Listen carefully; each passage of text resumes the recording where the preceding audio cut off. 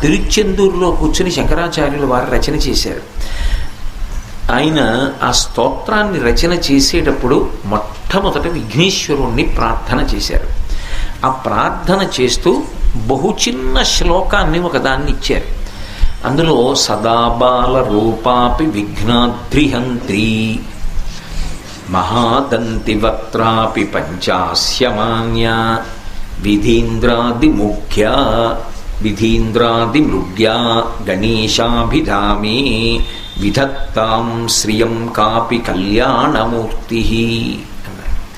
ఈ శ్లోకం నిజానికి అందరూ నోటికి వచ్చేటట్టుగా కంఠగతం చేసుకోవడం చాలా చాలా అవసరం.